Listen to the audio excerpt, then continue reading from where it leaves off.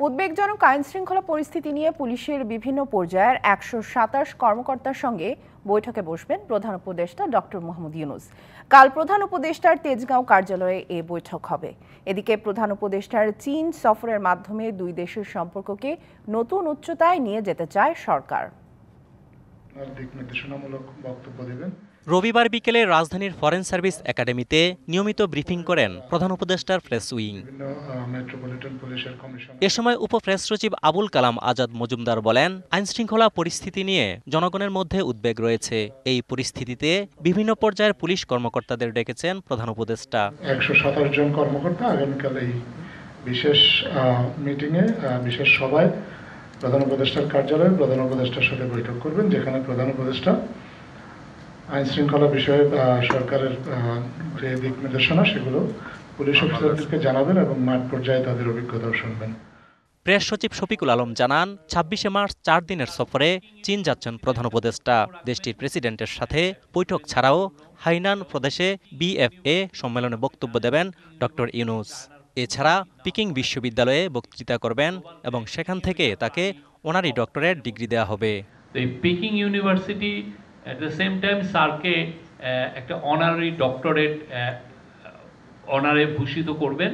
প্রধান উপদেষ্টার সফরে দুই দেশের সম্পর্ক নতুন উচ্চতায় নিয়ে যেতে চায় সরকার। চায়নার সফরটা হবে হচ্ছে এটা প্রথম ওনার বায়োল্যাটারাল সফর চায়নার প্রেসিডেন্ট শি জিনপিংয়ের সাথে ২৮ তারিখে। একটা বড় এমফাসিস হবে যে চাইনিজ ফ্যাক্টরিগুলো কিভাবে বাংলাদেশে রিলোকেট করা যায়, যাতে বাংলাদেশ একটা এমার্জিং একটা বড় ম্যানুফ্যাকচারিং হাব হয়। আমরা ম্যানুফ্যাকচারিংয়ে একটা বিপ্লব ঘটাতে চাই ইন্টারিম গভর্নমেন্ট। তিনি আরও বলেন, অন্তর্বর্তী সরকার বাংলাদেশকে বৈশ্বিক ম্যানুফ্যাকচারিং হাব হিসেবে গড়ে তুলতে চায়। এ লক্ষ্যে চীনের কারখানাগুলোকে কিভাবে বাংলাদেশে স্থানান্তর করা যায় সে বিষয়টি গুরুত্ব পাবে সফরে। তাদেরকে আহ্বান করা হবে যাতে বাংলাদেশে ইনভেস্ট করে। অজিত সরকার, ডিবিসি নিউজ, ঢাকা। আবরার ফাহাদ হত্যা মামলায় ২০ জনের মৃত্যুদণ্ড এবং ৫ জনের যাবজ্জীবন সাজা বহাল রেখেছে হাইকোর্ট। বিচারপতি AKM আসাদুজ্জামান ও বিচারপতি সৈয়দ এনায়েত হোসেনের বেঞ্চ আজ এ রায় দেয়। আবরারের পরিবার সন্তুষ্ট হলেও অসন্তুষ্ট আসামি পক্ষ জানিয়েছে তারা আপিল করবে। রায়ের প্রতিক্রিয়ায় অ্যাটর্নি জেনারেল বলেন, হাইকোর্টের এই রায় রাষ্ট্রের শৃঙ্খলা ফেরাতে ভূমিকা রাখবে। ২০১৯ সালের ৭ অক্টোবর রাত ১:১৩। বুয়েটের শেরে বাংলা হলের সিসিটিভি ফুটেজে দেখা যায় তামিম, মোয়াজ ও জেমি ধরাধরি করে আবরার ফাহাদকে নিয়ে যাচ্ছে। আসামিদের জবানবন্দিতে জানা যায়, রাত যত গভীর হয় আবরারের উপর নির্যাতনের মাত্রা বাড়ে ততই। একসময় এই শিক্ষার্থীর নিথর মরদেহ ফেলে রাখা হয় হলের করিডোরে। নির্মমই হত্যার খবর ছড়িয়ে পড়লে দেশ জুড়ে উঠে প্রতিবাদের ঝড়। মামলার পর দ্রুততম সময়ে শেষ হয় বিচার। ২০ জনকে ফাঁসি এবং ৫ জনকে যাবজ্জীবন সাজার রায় ঘোষণা করে ঢাকার দ্রুত বিচার ট্রাইব্যুনাল ১।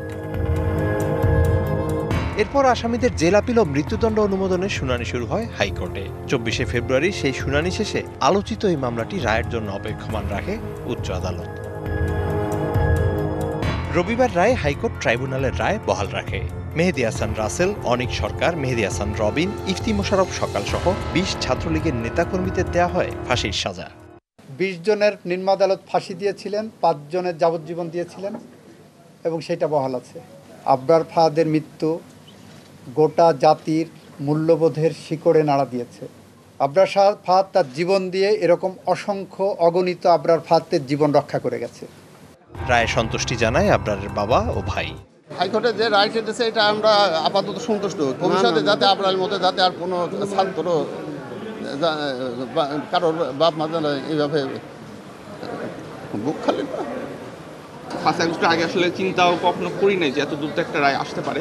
তো এটা অবশ্যই যে হচ্ছে আমাদের পরিবর্তিত পরিস্থিতিতে একটা সম্ভব হয়েছে। তবে এখনও হয়তো অনেকগুলো স্টেপ বাকি আছে, সেগুলো যাতে দ্রুতই যাতে সম্পন্ন হয় সেটা আমাদের চাওয়া থাকবে। তবে অসন্তুষ্ট আসামি পক্ষ জানায় আপিলের সিদ্ধান্ত।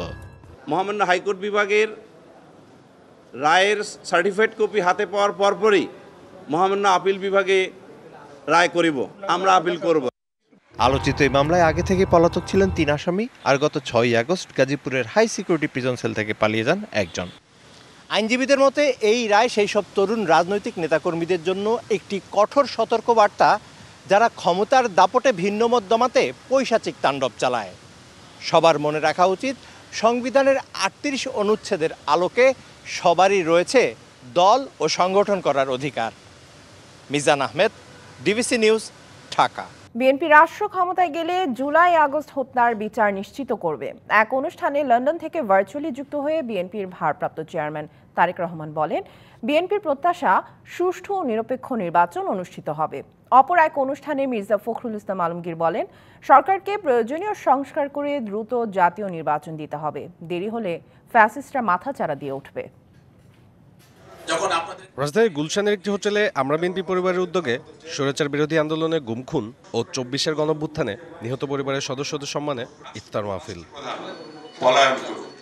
এতে অংশ নিয়ে শোক ও সমবেদনা জানান দলটির সিনিয়র নেতারা। আর গণঅভ্যুত্থানে নিহত পরিবারের সদস্যদের দাবি দ্রুত বিচারের। এয়ারপোর্টের মাথায় আধা ঘন্টার মধ্যে ব্যাগ করতেছি, ৮টা ১০-এ মহিলা মেডিকেল থেকে ফোন আসে, আমার ছেলে গুলিবিদ্ধ। যে আমার ছেলেকে যেভাবে গুলি করেছে, বুকের এখান থেকে পিছন দিকে অনেক ছিদ্র হয়ে বের হয়ে গেছে। অনুষ্ঠানে ভার্চুয়ালি যোগ দিয়ে বিএনপির ভারপ্রাপ্ত চেয়ারম্যান তারেক রহমান স্বৈরাচার বিরোধী আন্দোলন সহ জুলাই আগস্টে ক্ষতিগ্রস্তদের ন্যায় বিচারের প্রতিশ্রুতি দেন। বিএনপি বাংলাদেশ জাতীয়তাবাদী দল, তাকে যদি বাংলাদেশের মানুষ আগামী দিনে সুযোগ দেয় দেশ পরিচালনার, জুলাই আগস্ট মাসে যারা ক্ষতিগ্রস্ত হয়েছেন, বিভিন্নভাবে যাদেরকে হত্যা করা হয়েছে, সেই হত্যাগুলোরও বিচার অবশ্যই ইনশাল্লাহ আমরা করব। জানান, রাজনৈতিক দল হিসেবে বিএনপির প্রত্যাশা সুষ্ঠু নির্বাচন। জনগণের যেই প্রত্যাশা, সেইভাবে রাজনৈতিক দল হিসেবে আমাদেরও প্রত্যাশা নিরপেক্ষ নির্বাচনের মাধ্যমে বাংলাদেশের জনগণ কারা সরকার গঠন করবে সেই সিদ্ধান্ত তারা দেবেন বাংলাদেশের জনগণ। এদিকে জাতীয় প্রেস ক্লাবে বিএফইউজে এবং ডিউজে আয়োজিত ইফতার মাহফিলে অংশ নিয়ে বিএনপি মহাসচিব দ্রুত জাতীয় নির্বাচন দেওয়ার দাবি করেন। সংস্কারগুলো প্রয়োজন, সেই সংস্কারগুলো করে দ্রুত জাতীয় সংসদ নির্বাচনের দিকে যাবেন। যত দেরি হবে তত বেশি আবার ফ্যাসিস্ট শক্তিরা আবার মাথা চালা দিয়ে উঠতে শুরু করেছে ইতিমধ্যে। বিকেলে কাকরাইলের ডিপ্লোমা ইঞ্জিনিয়ারিং ইনস্টিটিউটে শিক্ষক কর্মচারী ঐক্য পরিষদের ইফতার মাহফিলে বিএনপি স্থায়ী কমিটির সদস্য আমির খসরু মাহমুদ চৌধুরী বলেন, একটা সুষ্ঠু নির্বাচনের মাধ্যমেই সংস্কার আনা সম্ভব। একটা নির্বাচিত সরকারের সমর্থন, রাজনৈতিক ওয়েট, রাজনৈতিক মোবিলাইজেশন প্রয়োজন আছে। সাব্বির রোজ, ডিবিসি নিউজ, ঢাকা। রাজনৈতিক দলগুলোর মত পার্থক্য যেন মত বিরোধে পরিণত না হয়, এ বিষয়ে সবাইকে সচেতন থাকার আহ্বান জানিয়েছেন জামায়াতে ইসলামের আমির ডাক্তার শফিকুর রহমান। সন্ধ্যায় ইঞ্জিনিয়ার্স ইনস্টিটিউশনে এক ইফতার মাহফিলে যোগ দিয়ে এ আহ্বান জানান তিনি। এ সময় জামায়াত আমির বলেন, রাজনৈতিক দলগুলোর মত ভিন্নতা থাকলেও কিছু কিছু জায়গায় ঐকমত্য থাকা উচিত। প্রত্যাশা ব্যক্ত করে বলেন, দেশে ন্যায় বিচার ও মানবতা ফিরে আসুক। এ জাতি একটি ট্রমার মধ্য দিয়ে এসেছে।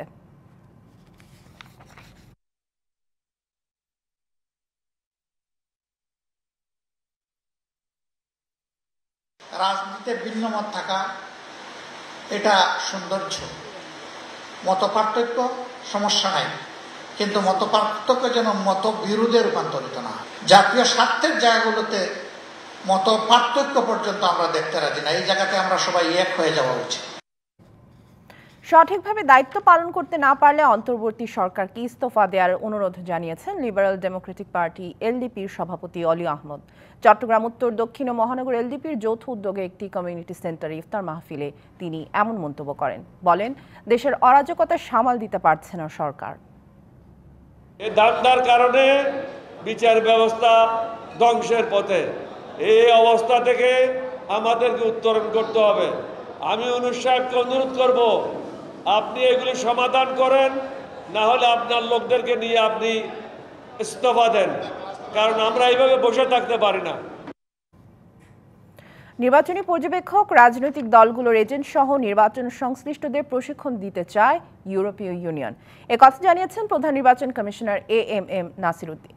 ইসি ভবনে ইউরোপীয় ইউনিয়নের রাষ্ট্রদূত মাইকেল মিলারের নেতৃত্বে 5 সদস্যের প্রতিনিধি দলের সাথে বৈঠক শেষে তিনি একথা জানান। ত্রয়োদশ জাতীয় সংসদ নির্বাচনে ইইউ ইসিকে সার্বিক বিষয়ে সহযোগিতা করবে বলেও জানান তিনি। এ সময় ইইউ রাষ্ট্রদূত মাইকেল মিলার আন্তর্জাতিক মানে নির্বাচন করতে ইসিকে সার্বিক সহযোগিতার কথা বলেন। বিগত নির্বাচনগুলো আমরা আমাদের যে ইলেকশন এজেন্ট যারা থাকে তাদের একটা ট্রেনিংয়ের একটা ব্যবস্থা করার জন্য সেই সাহায্যটা আমরা চেয়েছি।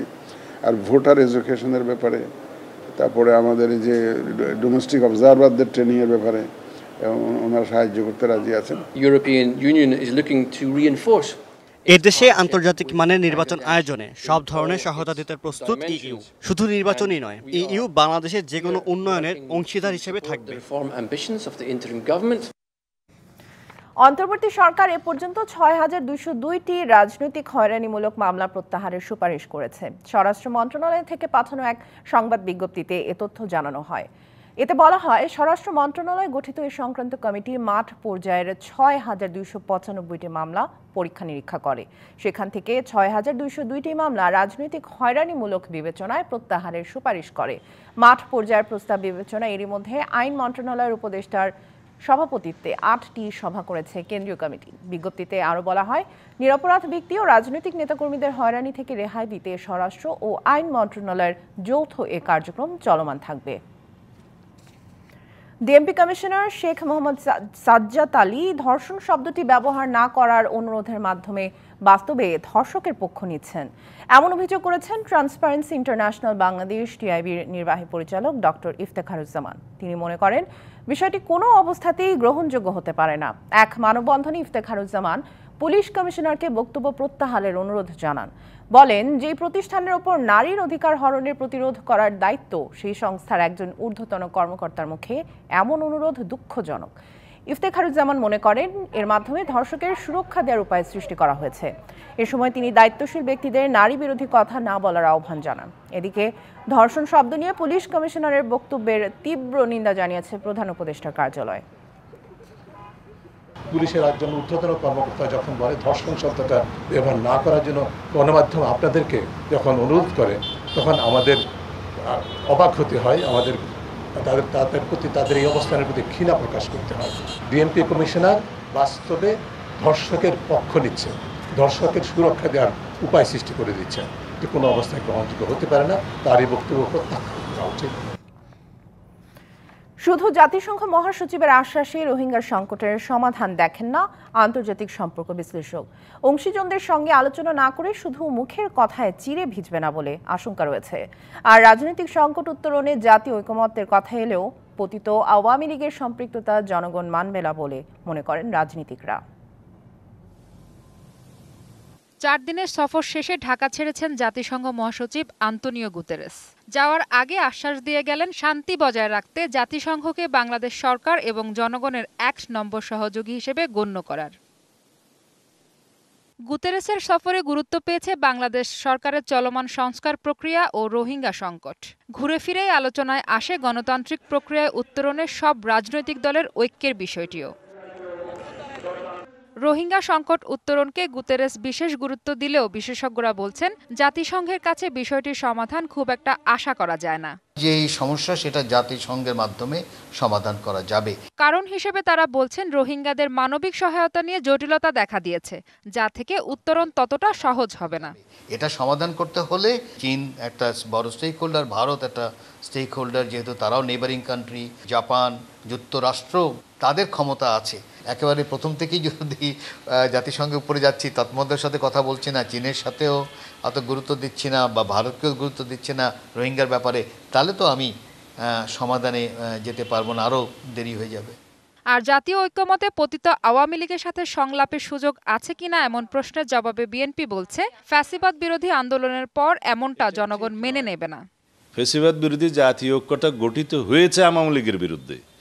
এই দেশের আপামর জনসাধারণ আওয়ামী লীগকে বিতাড়ন করেছে, এই ফ্যাসিস্টদেরকে বিতাড়ন করেছে একটা ঐক্য সৃষ্টির মধ্য দিয়ে। সেই ঐক্যটা তো হয়েছে আওয়ামী বিরোধী, ফ্যাসিবাদ বিরোধী জাতীয় ঐক্য।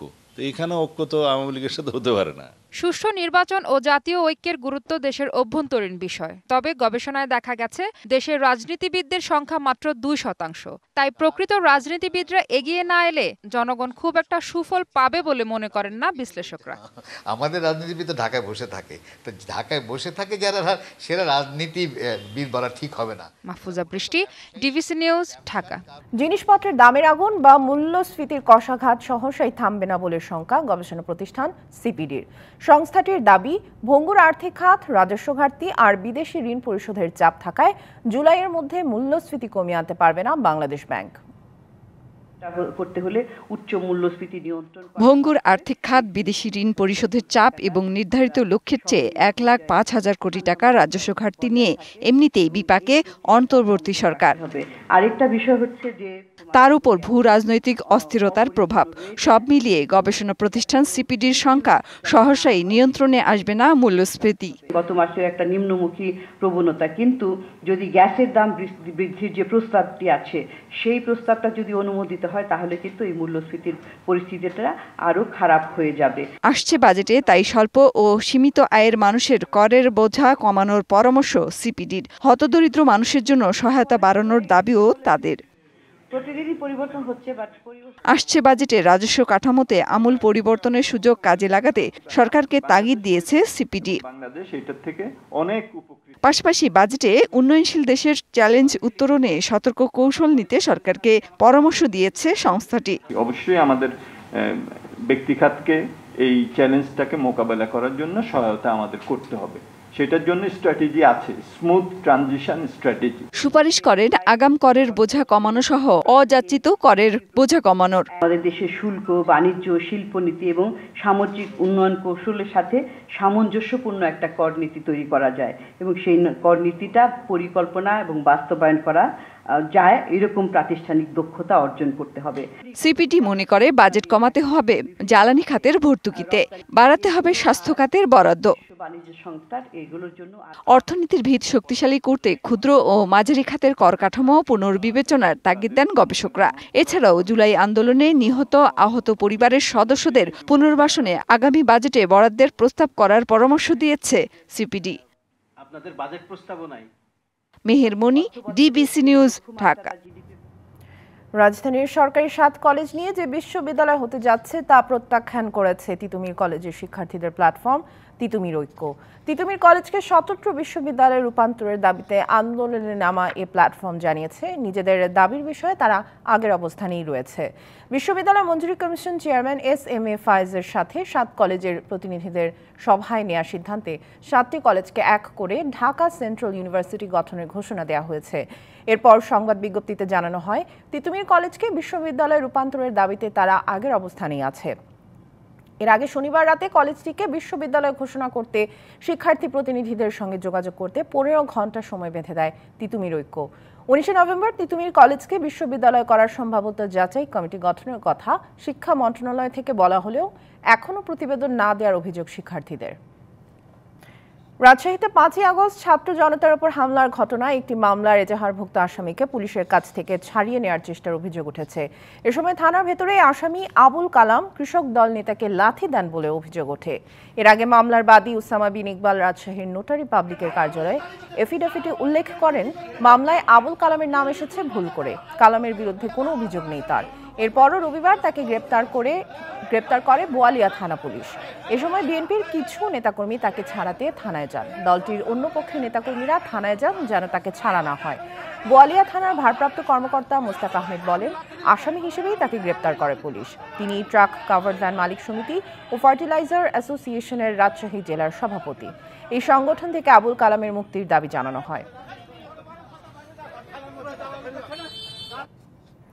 যশোরের ঝিকরগাছার গদখালিতে কিশোরীকে দল বেঁধে ধর্ষণের ঘটনায় ছাত্র দলের 2 নেতা সহ 4 জনকে আটক করেছে পুলিশ। জরুরি সেবা 999-এ কল দিলে ঝিকরগাছা থানা পুলিশ গদখালির একটি লিচু বাগান থেকে উদ্ধার করে ধর্ষণের শিকার কিশোরীকে। পরে মোবাইল ফোন ট্র্যাকিংয়ের মাধ্যমে সন্ধ্যায় 4 অভিযুক্তকে আটক করে।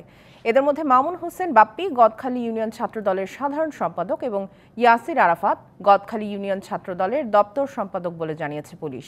জানা যায় ভুক্তভোগী কিশোরী গদখালি বাজারে ফুল কিনতে গেলে কৌশলে 4 অভিযুক্ত ফুল বাগান দেখানোর কথা বলে লিচু বাগানে নিয়ে ধর্ষণ করে।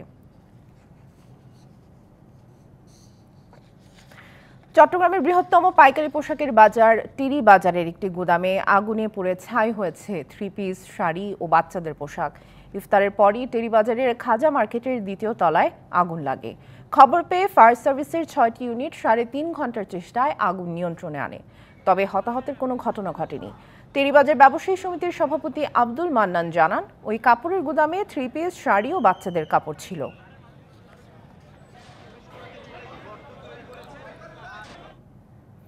ফ্যাশন ও লাইফস্টাইল ব্র্যান্ড আড়ং কক্সবাজারে তাদের নতুন আউটলেটের উদ্বোধন করেছে। দেশের প্রধান সমুদ্র সৈকতের শহরে এটি আড়ংয়ের প্রথম শাখা। দেশি ও আন্তর্জাতিক পর্যটকদের আকর্ষণ করতে এই বিপণন কেন্দ্রে মিলবে বাংলাদেশের ঐতিহ্যবাহী কারুশিল্পের অনন্য সংগ্রহ। এই আউটলেটে তাগা ম্যান এবং আড়ং আর্থের পণ্য সহ আড়ংয়ের নিজস্ব সব পণ্য পাওয়া যাবে। এখানে ক্রেতারা আরও পাবেন নকশি কাঁথার শাড়ি, রেডি টু ওয়্যার পোশাক, হাতে তৈরি গয়না, হোম ডেকোর, চুল ও ত্বকের যত্নের পণ্য এবং অনুষঙ্গ। ঈদ উপলক্ষে জমে উঠেছে বিপণী বিতানগুলো। পোশাকের সঙ্গে মানানসই জুতা কিনতে ব্যস্ত ছোট বড় সব বয়সীরা। সাধ্য অনুযায়ী সাধারণত পোশাকের সঙ্গে মানানসই ডিজাইনের জুতা কিনতে পছন্দ করেন ক্রেতারা। তাই তো ব্র্যান্ডের জুতার পাশাপাশি জমে উঠেছে স্থানীয় জুতার কেনাকাটাও। আসছে ঈদের জন্য জুতা বাছাইয়ে ব্যস্ত ছোট বড় সবাই। কারো পছন্দ আরামদায়ক জুতা, কেউ বা রং ও কারুকাজের তারতম্য করে হালের চাহিদা অনুযায়ী ফ্যাশনেবল জুতা কিনছেন। ঈদের কেনাকাটায় দাম নিয়ে সামান্য অভিযোগ থাকলেও ক্রেতাদের পছন্দ দেশীয় পণ্য। তারা সবাই রেট বেশি বলতেছে, এখন তার সাধ্যগুলো কম বেশি নেবে, তো আমার কাছে বেশি লাগতেছে। জুতোর কালেকশনগুলো খুবই ভালো, আর সেই হিসেবে দামগুলো সাধ্যের মধ্যে আছে, রিজনেবলের মধ্যেই আছে। ঈদের ড্রেসের সাথে ম্যাচিং করে জুতা কিনলাম, দেখতেছি পছন্দ হলে আর একটা নিব। এই তো রেঞ্জ এখন মোটামুটি আগের থেকে একটু বেশি, দাম তো ছাড়তেছে না, এই দেখতেছি আর কি। বৈশ্বিক পরিস্থিতির জোরে জিনিসপত্রের দাম বৃদ্ধি পেয়েছে বলে মন্তব্য করেছেন বিক্রেতারা। রমজান চুকেল আপনার শুরু হয়েছে, ভালো বেঁচে কিনা আমাদের শেষ পর্যন্ত হবে ইনশাআল্লাহ। মোটামুটি আলহামদুলিল্লাহ 15 রোজা থেকে শুরু হয়, ওখান থেকে ভালো একটা আর কি সেল আসে। আমাদের জুতার বেচা কেনাটা কিছুদিন পর থেকে শুরু হবে, লাস্ট পর্যন্ত আশা করি গতবারের থেকে এবার অনেক ভালো হবে। সামনের দিনগুলোতে জুতা বিক্রি আরও বাড়বে বলে জানান ব্যবসায়ীরা। Manjuma Afroz Nilima, DBC news, Dhaka. সংবাদে এই ছিল এখনকার মতো। ডিবিসি নিউজের সংবাদগুলো পড়তে ভিজিট করুন dbcnews.tv আর ভিজিট করুন ডিবিসির ফেসবুক পেজ এবং ইউটিউব চ্যানেল। ডিবিসির সঙ্গেই থাকুন।